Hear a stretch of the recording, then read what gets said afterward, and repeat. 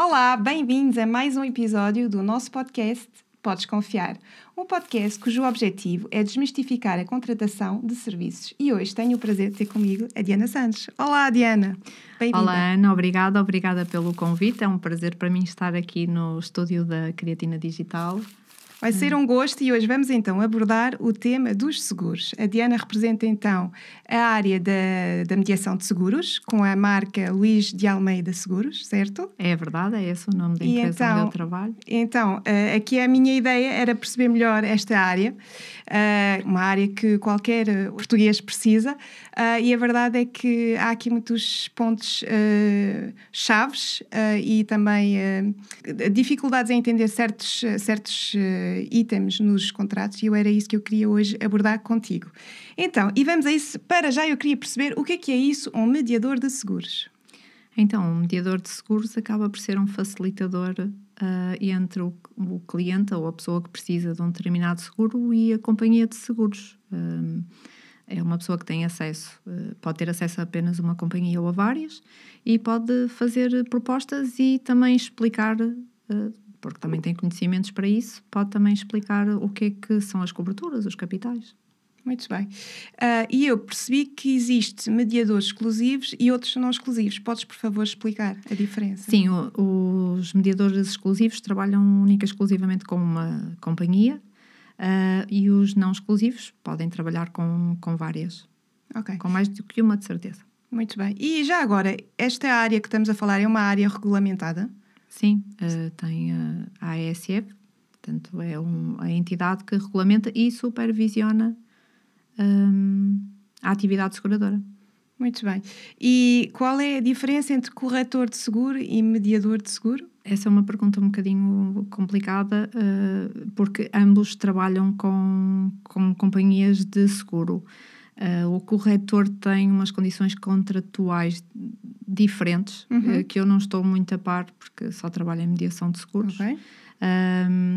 Mas, portanto, os objetivos ou aquilo que negociam com a companhia é sempre um bocadinho diferente. E em termos de valores, também estamos a falar de valores mais altos de negociação. Muito bem. Então, e quanto à empresa na qual tu trabalhas, a Luís de Almeida Seguros, podes explicar, faz favor, há quanto tempo é que a empresa existe e qual é o modelo, se é exclusivo ou não? Ok, então, a Luís de Almeida Mediação de Seguros tem escritório aberto desde 2012, eu trabalho no escritório desde 2014, portanto há 10 anos, mas o Sr. Luís Almeida, que é o gerente da empresa, trabalha na empresa já há mais tempo, portanto a empresa é dele. Ele começou inicialmente só como agente, a fazer os seus seguros dos seus familiares, dos seus pessoas conhecidas. Entretanto, algumas dessas pessoas foram tendo empresas ou passando contacto de empresas e ele acabou por criar a empresa. Portanto, a experiência dele em seguros já tem pelo menos 50 anos. E então, e essa agência, dizemos assim, agência? Empresa. Esta empresa do Luís de Almeida Seguros é exclusiva, trabalhar em exclusividade ou não? Não trabalha em exclusividade. Grande parte da nossa carteira está apenas numa companhia, que é a companhia que nos tem oferecido também melhores propostas e melhor resposta ou mais rápida, mas nós trabalhamos pelo menos com 4 companhias. Muito bem. E tu que trabalhas então há 10 anos nesta área, viste alguma evolução? Eu já vi evolução, refere-se diretamente dentro dos seguros. Portanto, eu posso dizer que neste momento vejo uma procura muito grande, por exemplo, em seguros de saúde, possivelmente devido ao estado do Sistema Nacional de Saúde. Também houve uma fase em que as pessoas conseguiram libertar-se dos seguros de vida associados ao crédito de habitação, portanto associados aos seguros no banco, e também houve uma fase em que houve essa procura. E depois, em termos gerais, o carro é sempre o automóvel, o seguro automóvel é sempre o seguro que tem mais procura e que também é mais negociado, porque as pessoas conseguem consultar e ver também aquele que tem melhor conhecimento em termos de coberturas. E pronto, julgo que é isto. E agora eu queria abordar aqui algumas noções, porque nós vamos falar aqui de palavras um bocado que certamente certas pessoas não conhecem e não percebem, e eu gostava aqui de contextualizar essas palavras, nomeadamente o que é o prémio, quando se fala em prémio? O prémio pode ser o prémio comercial e o prémio total. Portanto, O prémio comercial é aquilo que vai para a companhia, o prémio total é aquilo que nós pagamos que é o valor que a companhia cobra mais os respectivos impostos. Pronto. Tudo aquilo que vem, seja anual ou fracionado, é o prémio total. Chama-se prémio. Ok. Sim. E a franquia, o que é isso? A franquia não existe em todos os seguros. A franquia é aplicar, portanto, é o valor que a companhia, que não é a companhia a pagar, apesar de ter um capital. Estava aqui a ver como é que eu explico melhor, mas a franquia é o valor que a companhia não assume. E depois, ou seja, é o tomador de seguro que vai pagar essa franquia. Sim, e fica logo no contrato inicial indicado qual é que é o valor dessa franquia. E essa franquia, esse valor não pode evoluir? Se a franquia for percentual, pode. Ou seja, aqui um exemplo mais prático, se um seguro automóvel tem um capital de 20 mil euros, a franquia pode ser fixa, por exemplo, 250 euros ou 500 euros, e aí o cliente já sabe que até 500 euros é sempre ele que assume essa despesa, e acima desse valor a companhia vai comparticipar. Mas também pode ser, por exemplo, 2% com mínimo de 300 euros. E a pessoa sabe que até 300 dá sempre, mas em 20 mil euros, 2% há de ser o valor. À medida que o capital do carro vai descendo, esses 2%, o valor percentual também vai descendo. Ok. Eu acho que já abordaste essa palavra. Podes explicar o que é o capital seguro? Sim, o capital seguro é o valor que nós contratamos para segurar a casa, o carro. Por exemplo, numa casa, como é que é feito esse cálculo? Num seguro habitação, portanto, aqui para uso pessoal, o cálculo até nem é o cliente que decide ou que pode dar, mas o cálculo é feito pela área bruta privativa que consta na caderneta predial. Os nossos simuladores neste momento até estão direcionados assim. Portanto, pela área bruta privativa, a casa pode valer 200 mil euros e esse é o capital seguro do imóvel. Portanto, é esse valor que a companhia vai segurar. Muito bem. E eu também ouço muito falar em protocolos. O que é isso? Nomeadamente, acho que é mais na saúde, quando ligamos para marcar algum exame e eles falam-nos em protocolo. Pronto, eu acho que protocolo aqui na área seguradora nós referimos como rede convencionada. Portanto, é o valor convencionado entre o seguro que nós vamos contratar e o prestador de saúde, portanto, hospital, clínica ou o que for, é o valor que a companhia acorda com eles. Portanto, nós até chamamos em rede convencionada ou convenção. É o valor acordado entre a companhia de seguros e o prestador de saúde. Muito bem, está mais claro então, obrigada.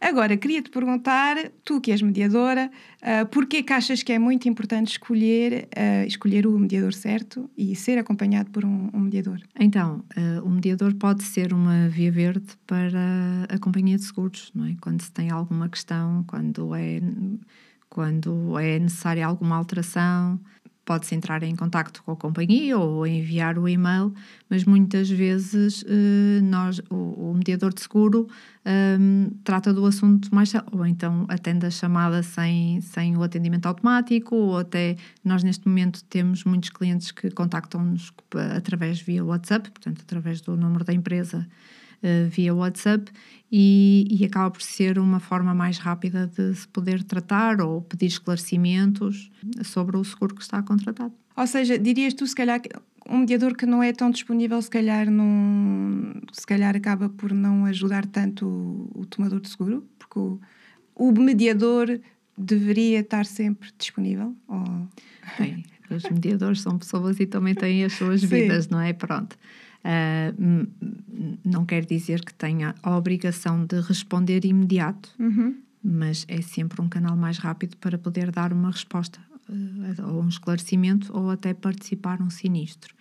E hoje em dia nós também temos, ou pelo menos eu tenho-me apercebido, de que muitos dos nossos clientes nem são de ir diretamente ao escritório, nós também temos escritório físico aberto, mas nem são tanto, valorizam muito mais uma resposta pelo WhatsApp ou uma resposta por e-mail e uma resposta rápida, pronto, que às vezes diretamente com a companhia pode não ser, ou porque vai para atendimento, para canais de atendimento automático, ou porque vai para um call center, pronto. E se a questão for simples, provavelmente rapidamente lhe dou uma resposta. Se for um bocadinho mais complexa, exige fazer algum contacto até mesmo interno com a companhia, e muitas vezes o mediador tem esse tipo de contactos, não é? Tem contactos diretos com comerciais ou com gestores de sinistros e pode agilizar ou responder mais rapidamente à questão que o cliente tem. Agora queria que abordássemos aqui o tema dos contratos. Eu sei que qualquer seguradora tem o seu contrato e por isso é difícil estarmos aqui a desmistificar cada contrato, até porque não temos aqui nenhum à nossa frente, mas eu gostava que tu me dissesse o que é importante para ti e para os nossos ouvintes verificar num contrato. Para já é assim, é importante perceber, e isto é um trabalho do mediador, é importante perceber qual é a intenção com que a pessoa vai fazer um determinado seguro. Se a pessoa chega ao pé de mim e diz que quer fazer um seguro de vida, eu tenho que perceber qual é que é o intuito. É para cobrir um crédito de habitação? É porque tem crianças ou interessa-lhe assegurar um capital para fazer face à despesa da família se eventualmente tiver algum imprevisto ou alguma fatalidade? Ou é porque está preocupada com alguma situação de saúde, porque tem algum primo que passou agora por uma doença grave?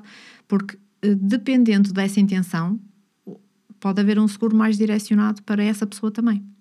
Dependendo dessa intenção e do seguro que eu vou direcionar, eu vou também mostrar vou avaliar também as condições gerais. Portanto, isso é uma situação que eu acho importante a pessoa ter conhecimento.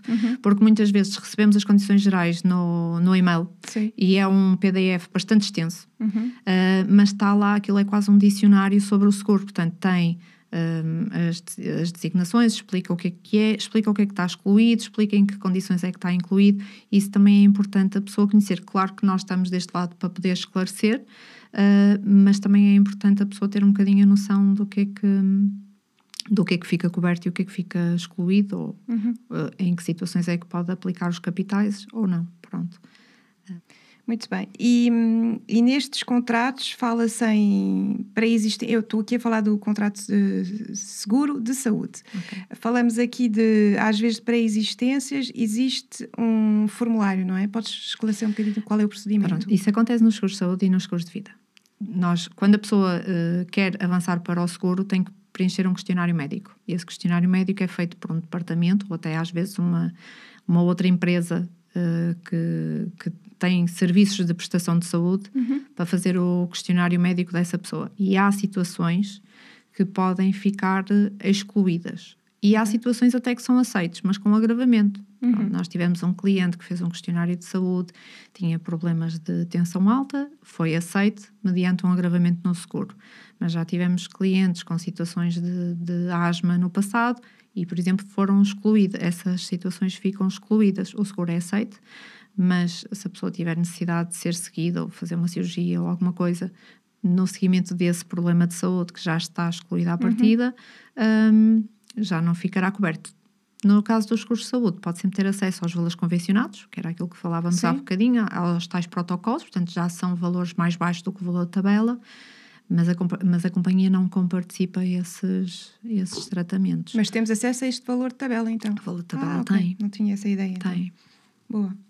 E agora, queria abordar um tema que também deve acontecer muito, tem a ver com as reclamações. Obviamente as pessoas compraram, pagaram e às vezes não conseguem usufruir da cobertura. A teu ver e no teu dia-a-dia, quais são as reclamações mais comuns que te aparecem? Normalmente as pessoas têm uma tendência de, quando o seguro não cobre determinado problema ou determinado sinistro, claro que nunca concordam com a companhia, acham sempre que deve ser tudo. Mas lá está isto, voltamos um bocadinho aqui a saber ler umas condições gerais e perceber quais é que são as exclusões que lá estão.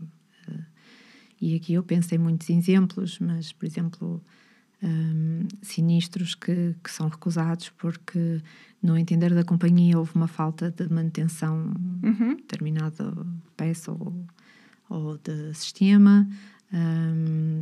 Existem situações em que a companhia percebe que houve falsas declarações quando foi feito o seguro, e aí também cancela e também anula o seguro. Mas essas falsas declarações também é no habitação? No seguro de habitação? Pode haver? Pode haver se a pessoa, por exemplo, declara que a casa tem uma casa de 200 metros quadrados, faz um seguro de 50 metros quadrados. Tem a ver com a área. Porque o seguro também fica mais barato, não é? Sim. Mas depois, em termos de coberturas, não é claro, bem o mesmo. Mas nós não temos que dar a caderneta? Não tem. Ok. Ou seja, até porque hoje em dia existem as seguradoras diretas. Qualquer pessoa consegue aceder e fazer uma simulação online. Inserindo os valores. E a pessoa escreve lá o que quer. Ok, pronto. já percebi. Também há situações em que, por exemplo, a pessoa, um determinado jovem que acabou de tirar a carta e que foi fazer as simulações de automóvel para o seu carro e viu que os valores eram muito altos. Uhum. E há situações em que até arranja um amigo ou um familiar que faz o seguro em nome dele, mas quer dizer, é ele que conduz o carro é dessa pessoa, mas fez o seguro só para ficar mais barato. Aí, obviamente, a companhia até vai dizer que houve falsas declarações ou pelo menos é muito habitual isso acontecer. Se identificar essa situação, vai anular o seguro, vai dizer que não comparticipa. Muito bem. Então quer dizer que às vezes essas reclamações podiam ser evitadas se as pessoas conhecessem melhor o que assinaram, as condições assinadas. Ou se informassem melhor, ou até, por exemplo, antes de fazer a participação do sinistro, tiver uma conversa com o seu mediador. Não? Dependendo da forma como a pessoa nos faz chegar o problema claro. e no nosso entendimento como é que as coisas podem ser feitas, nós também podemos dar logo uma recomendação de como é que vai ser entendido pela companhia o sinistro. Agora vamos passar a uma rúbrica que eu chamo, aliás, que nós chamamos as perguntas frequentes. Tenho aqui então algumas mais gerais e depois umas mais específicas a certos seguros. Então vamos a isso.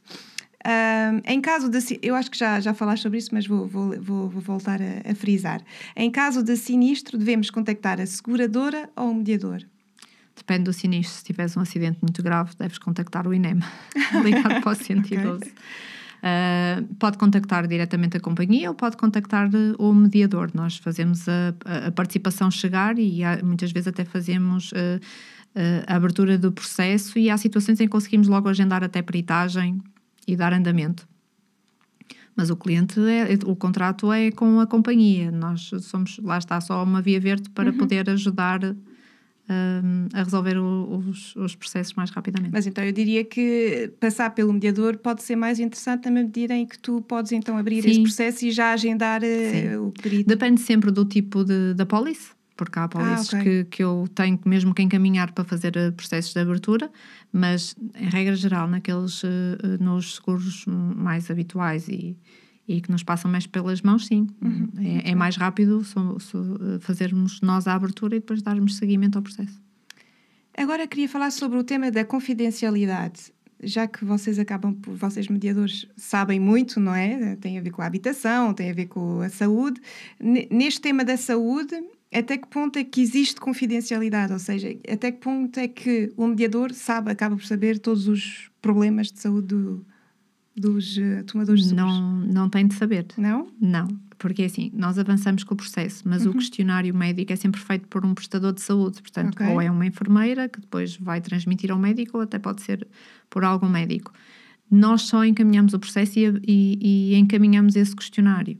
Nós nunca temos acesso às respostas, nós nunca sabemos. Quando muito, verificamos em sistema que o processo ficou condicional, portanto, foi para análise e daí pode vir alguma exclusão.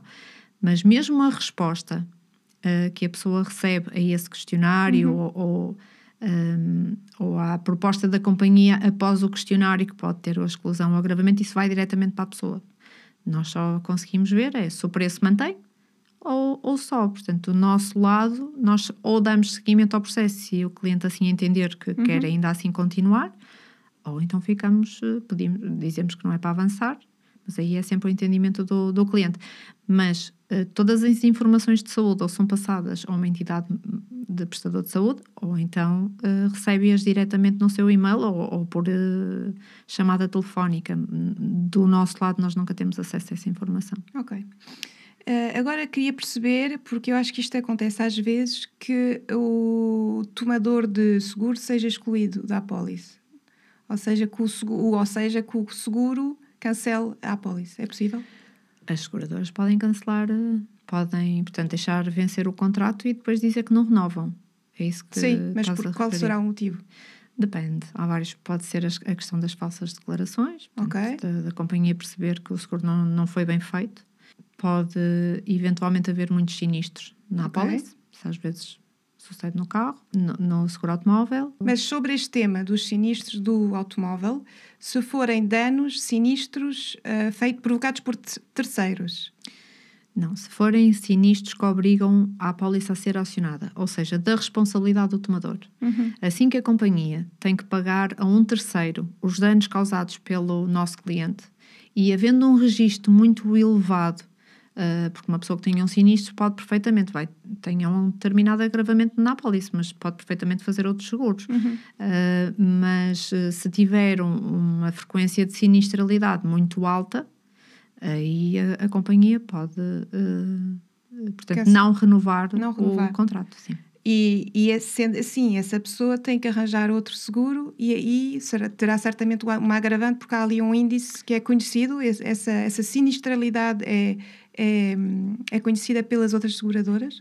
No nosso sistema informático, quando nos bloqueia, e nós temos que enviar toda a informação para ser analisada pela companhia, normalmente é com mais de 2 sinistros nos últimos 2 anos. Portanto, aí bloqueia e nós temos que juntar a documentação e enviar para ser analisada. Depois, a partir daí, pode haver uma proposta, pode não haver interesse à companhia a apresentar a proposta. Mas sendo um seguro obrigatório, alguém há de aceitar Sim. essa pessoa? Sim, e há uma entidade à qual a pessoa pode recorrer se não tiver nenhuma proposta. Agora, a companhia de seguros, para aceitar fazer um seguro de uma pessoa que tem uma sinistralidade muito elevada, também terá o seu prémio, também terá essa sinistralidade refletida no seu prémio. Ok.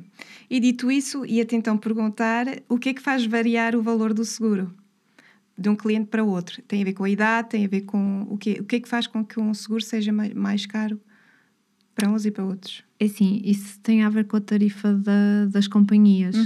Não estou familiar. Ou seja, por exemplo, nós já vimos que os jovens, se calhar quem acabou de tirar a carta, Sim. vai pagar mais. Certo. Porque, diria eu, há mais probabilidades de acontecer qualquer coisa. Aqui estamos só a falar do seguro automóvel e há uma bonificação máxima, que a regra em si pode variar de companhia em companhia, mas, por exemplo, nós trabalhamos com uma companhia onde 6 anos de experiência de condução, e experiência de condução não é que a pessoa conduza, existem registro de seguros automóveis naquele número de contribuinte, e não noutro. Naquele número de contribuinte existe registro de seguros automóveis nos últimos 6 anos sem sinistros. Sem sinistros com responsabilidade. É claro que alguém pode ter batido e a responsabilidade não foi desse cliente, ou não está registada nesse número de contribuinte. E aí a bonificação é máxima. Mas isto varia conforme a companhia. Cada uma tem a sua tabela tarifária. Sim. E depois aplica a sua bonificação ou o seu agravamento. Mas eu tinha a ideia que, por exemplo, consoante a idade, quanto mais maduros, vamos dizer isso para não dizer outra palavra, somos, mais pagamos a nível de seguro de saúde, certo? Sim, a tabela, porque... a partir de uma certa idade, aumenta o prémio, tem a ver, mas isso também tem a ver com o facto de nós, à medida que vamos envelhecendo, também termos outras necessidades de saúde, ou seja, a sinistralidade também ser diferente. Ou seja, vamos usar mais e por isso o nosso prémio vai ser afetado.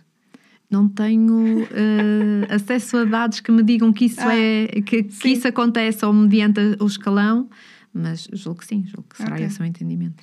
E os seguros aumentam, ou seja, o que eu queria saber era se há seguros mais propensos a aumentar mais rapidamente que outros, ou seja, vamos dizer, está tudo aumenta com a inflação, há uns que se nota mesmo que... Eu acho que com a inflação aumenta tudo. Vão todos aumentar mais ou menos na mesma escala? Isso não sei, lá está, depende da tabela tarifária de cada companhia, mas a inflação vem aumentar. Eu estes dias também tinha um cliente que me dizia: o meu seguro aumentou muito e eu nem sequer tive sinistros. Mas a verdade é que hoje uma companhia que tenha que chamar um reboque está a pagar um valor acima do valor que pagava há 1 ano e muito acima do valor que pagava há 2 anos. Um cliente tenha uma avaria, precisa do reboque e ainda vai precisar da viatura de substituição. O custo para a companhia também sobe conforme a inflação. Portanto, os prémios da companhia faz-me sentido que subam. Mas lá está, eu não sou eu que faço os preços. Eu só consigo fazer simulação das propostas e apresentar a proposta mais interessante, que eu julgo que é mais interessante, apesar de muitas vezes até apresento as várias e faço até a comparação entre as coberturas de uma e de outra e até os capitais.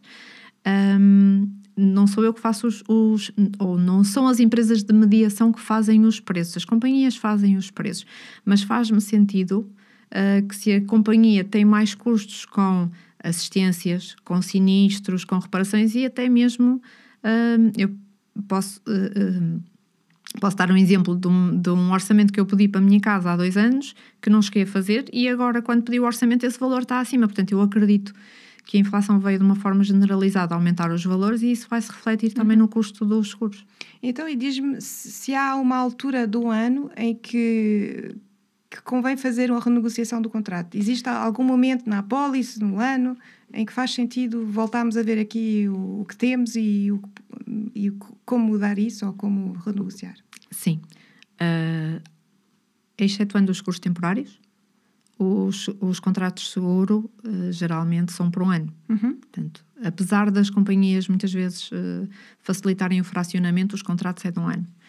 E a melhor altura para se poder renegociar é quando esse ano termina, ou na renovação, por assim dizer. Portanto, a pessoa recebe, por norma, 30 dias antes da renovação, recebe a carta a dizer o seu seguro vai renovar, estas são as condições que lhe vamos apresentar para a próxima anuidade, e nessa altura a pessoa pode fazer uma renegociação, ou pode até pedir outras propostas, ou perceber como é que está em termos de mercado, se está bem servida, se não está.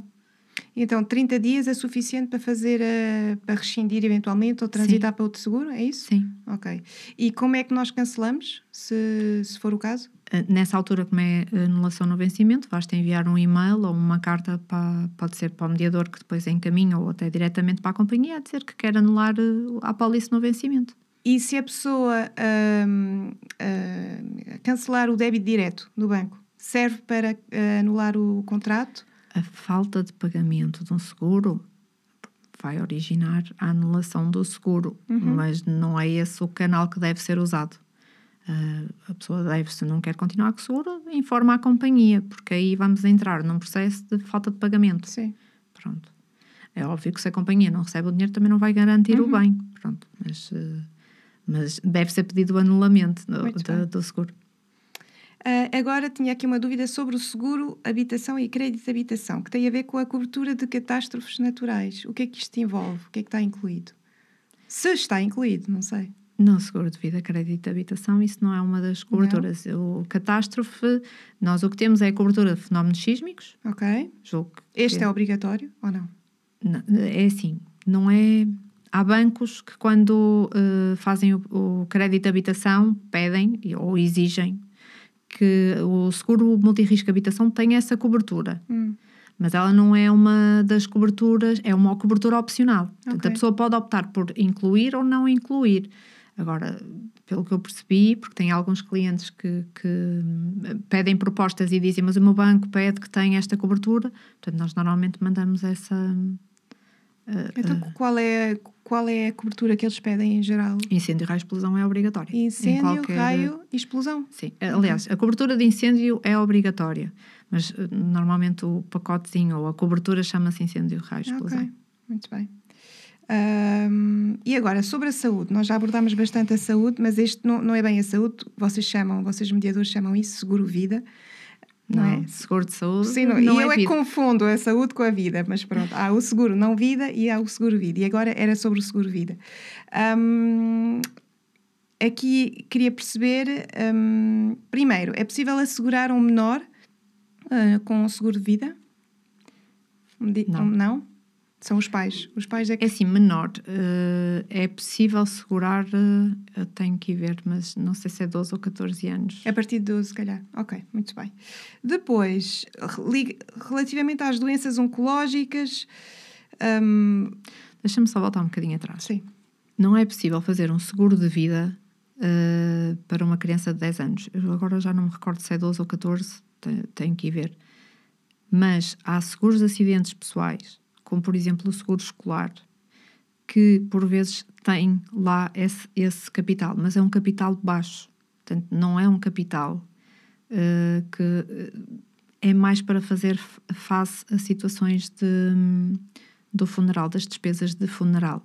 Não mas é um seguro de acidentes pessoais que tem um maior capital para despesas de tratamento e incapacidade, mas não na cobertura de morte. Cobertura de morte, se tiver, tem um capital mais baixo. É só mesmo para fazer face a eventuais despesas de funerais.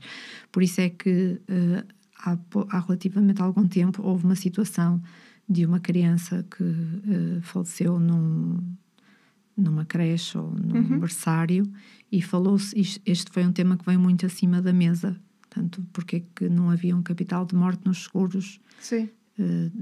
Não há, porque não é possível, legalmente não é possível fazer até uma determinada idade, mas muitas vezes aparece lá essa cobertura e é precisamente com esse objetivo, portanto, fazer face às despesas. Muito bem.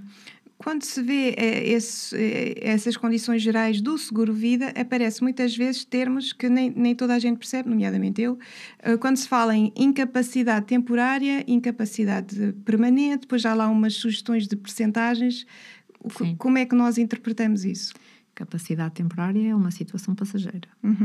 E normalmente, se vier nos seguros de vida, é um valor diário. Portanto, também tem uma franquia, mas tem a ver com a pessoa ficar incapacitada para o trabalho, um internamento hospitalar, por exemplo, em que vai receber um valor diário. Incapacidade permanente é quando a pessoa tem mesmo uma incapacidade que fica para o resto da vida. E se essa incapacidade for acima dos 60% ou 65%, e se existir essa cobertura no seguro, a companhia pode fazer o pagamento do capital. Portanto, tem que acionar, fazer o processo de sinistro. Nos seguros de vida, os processos de sinistro são um bocadinho burocráticos, e aí é uma vantagem também ter um mediador, porque é muita papelada, muita documentação. Mas a ser acionado, a companhia vai pagar o capital que está subscrito nessa incapacidade. Pronto. Essa incapacidade é dictada por um médico? É um médico que vai dar um relatório a dizer este está com 60%, aqui é com 70%? Eu não tenho a certeza se é por um médico, se é uma junta médica. Okay, mas existe um documento que é a incapacidade permanente portanto, incapacidade permanente, e tem uma determinada percentagem, porque há pessoas que têm percentagens de 10%, 12%, não, e aí nessas situações não poderia ser acionado. Mas se a incapacidade, dependendo também do que é que está contratado, mas se for acima de 60, a partir de 60, e acho que já algumas companhias começam a fazer incapacidade acima das 55, mas ainda não tenho essa opção nas seguradoras com que trabalhamos. Mas podem acionar e podem receber o capital. Qualquer pessoa maior de idade pode fazer um seguro-vida ou há um limite na idade? Ou seja, sei lá, chegar à reforma já não podes fazer ou em qualquer altura da tua vida podes fazer? Há um limite de idade, a partir de uma certa idade, mas essa idade também varia conforme as companhias. Ok. Pronto. Agora, nós temos falado algumas vezes até com pais sobre seguros de vida para jovens que têm uma incidência maior na cobertura precisamente de incapacidade. Portanto, e que, ou porque andam nas bicicletas que se alugam pela cidade, ou porque se andam até mesmo agora está-me a falhar o nome. Trotinetes. Nas trotinetes, e aí podem correr alguns riscos.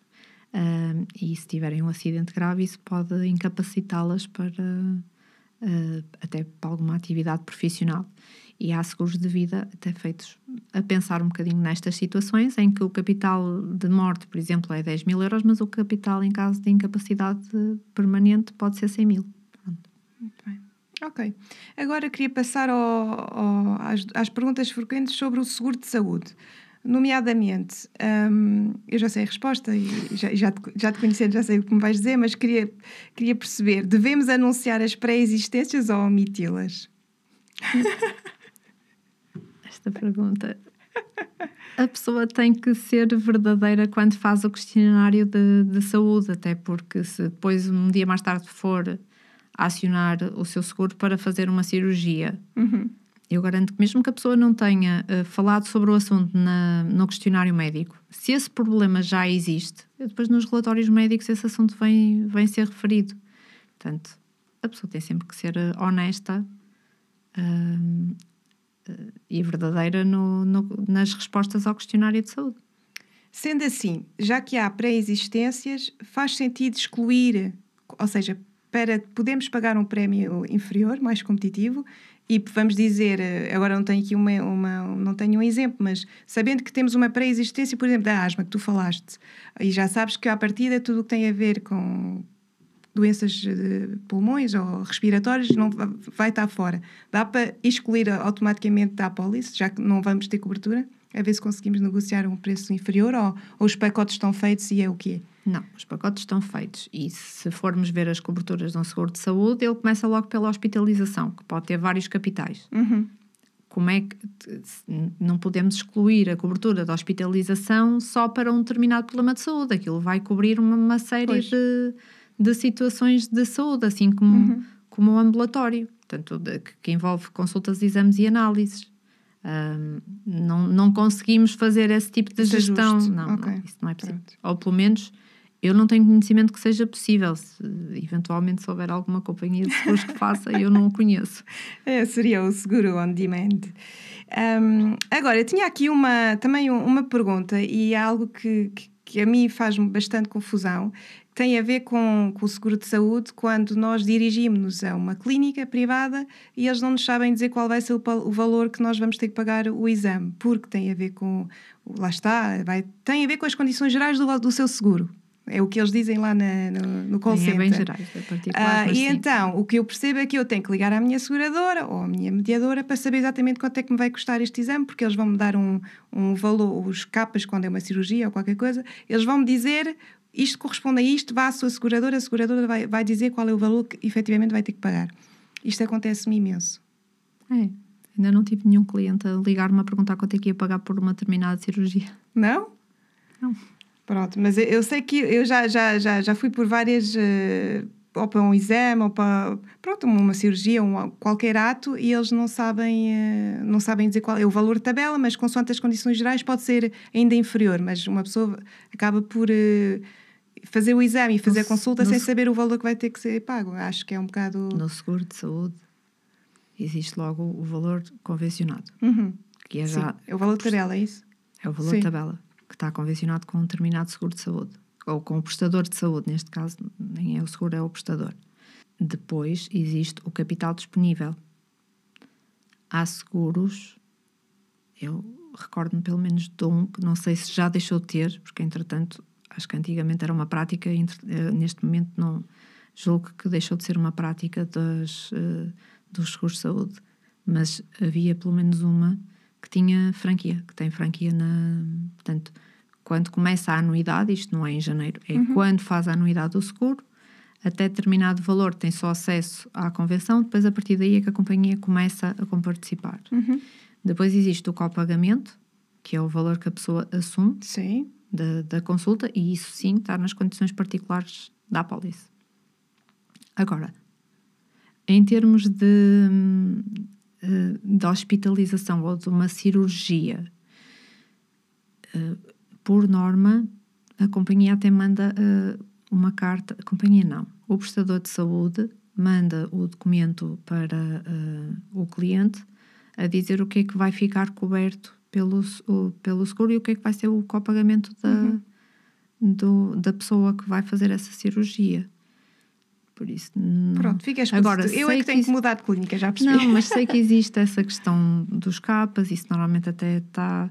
Agora, eu nunca fui eu a fazer esses cálculos, ou pelo menos ainda não me aconteceu de me perguntarem para eu ir fazer essas contas. Está bem.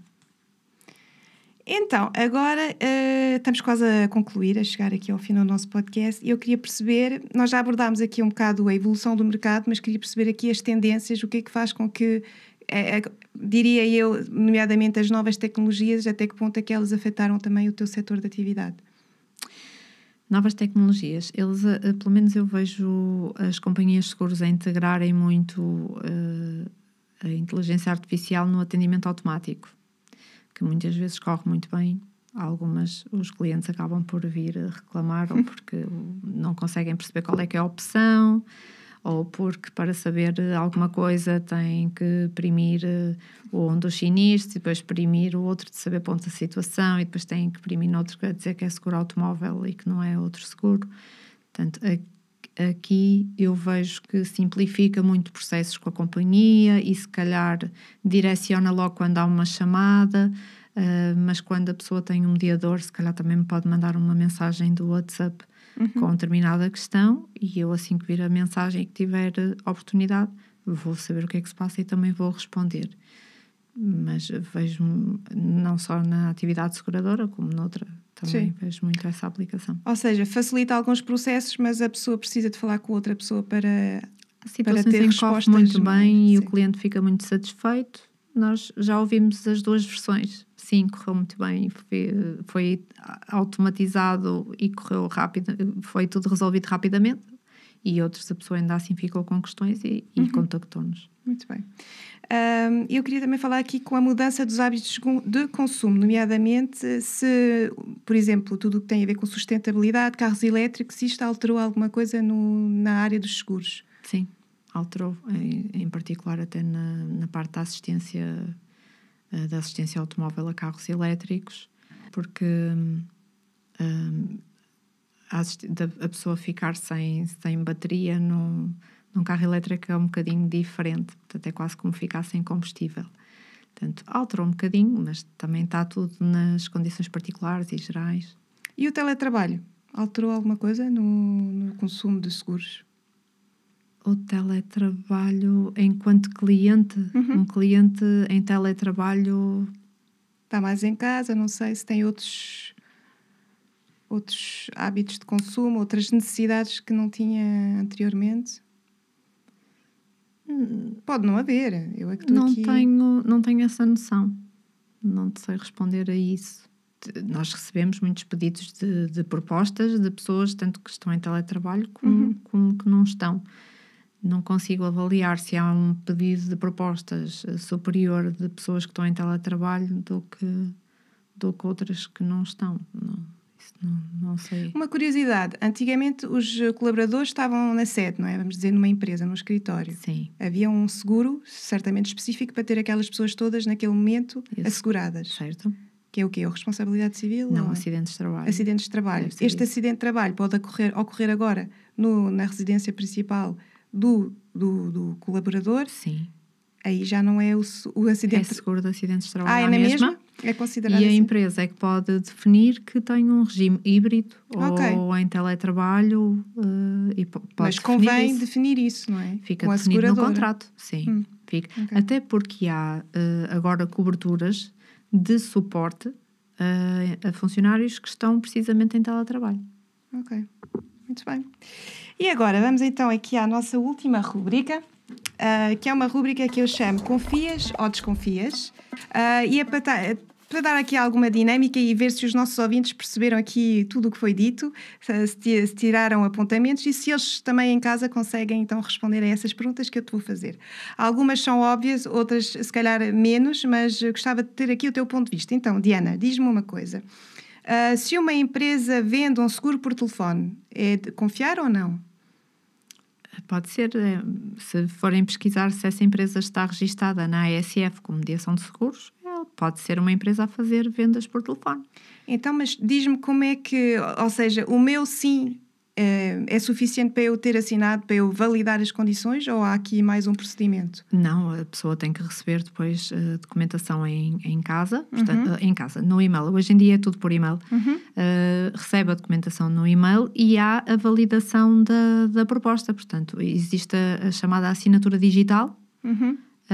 Pode ser também manual, portanto pode ser em papel, mas existe a assinatura digital e a pessoa faz a assinatura digital e essa validação em como o seguro é para fazer. De qualquer forma, existe sempre a possibilidade da pessoa pedir a denúncia, portanto a anulação por denúncia do seguro, se até recebe a documentação e vê que o seguro não está conforme lhe foi explicado ao telefone, ou que o capital é abaixo, ou que há alguma coisa que ela não concorda, a pessoa pode depois, tem sempre um prazo para poder fazer essa anulação e ser restituída, caso até tenha liquidado, ser restituída do valor. Isto só não funciona em seguros temporários, mas em seguros anuais. E qual é o prazo? 30 dias. 30 dias para poder renunciar e ter a devolução do valor pago. Ok, muito bem. Agora, se uma agência imobiliária, ou seja, é de confiar uma agência imobiliária também comercializar seguros? Pode ser. Hoje em dia eu tenho clientes que me dizem que vão ao balcão do CTTI e que eles também já falam lá em seguros, portanto pode ser, tem que se verificar se a entidade que está a falar sobre os seguros está registada na ASF.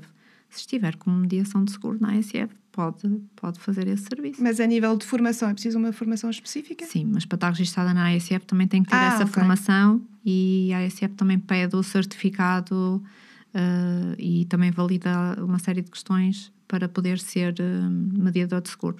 Se estiver na ASF, a pessoa pode exercer a atividade de mediação de seguros. Muito bem. Então, e Diana, confias ou desconfias de um agente que explica que o cliente não precisa de certas coberturas? Isso pode ser verdade e mentira ao mesmo tempo. Ok. Portanto,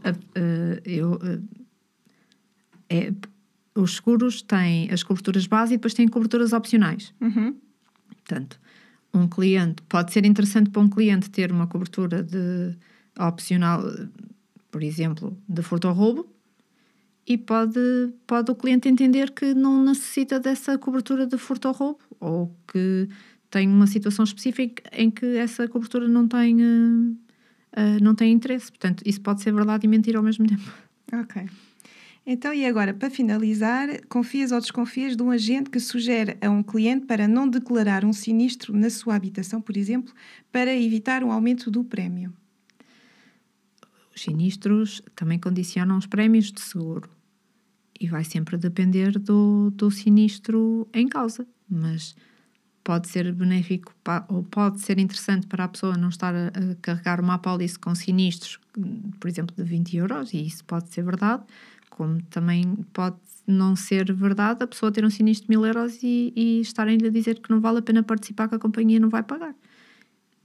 Pode ser verdade e mentira ao mesmo tempo. Mas, ou seja, nós há bocado abordámos o seguro automóvel. Aí a pessoa pode ser excluída. Também podemos ser excluídos por sinistro na habitação? Não é bem ser excluído. A pessoa fica com um agravamento no histórico e depois a companhia entende que não deve renovar. Mas tendo o contrato, ela compra o seu contrato. Na habitação, não pode haver o agravamento de prémio ou até não ter agravamento nenhum. Isso depois vai depender também da seguradora. Sim. Ok, muito bem. Olha, muito obrigada. Chegámos aqui ao fim da nossa rúbrica. Foi um prazer e um gosto falar contigo sobre seguros. Não é um tema fácil. Havia muito mais para falar, porque cada seguro merecia o seu podcast. Espero que os ouvintes tenham gostado. Eu aprendi e, sem dúvida, vocês também aprenderam. Já sabem, o podcast está então no canal YouTube da Creatina Digital. Acompanham, vai haver mais episódios. No episódio abaixo, na descrição, teremos então o contacto da Diana, o site e as redes sociais da Luís de Almeida Seguros. E já sabes, no podcast podes confiar. Obrigada e até para a semana.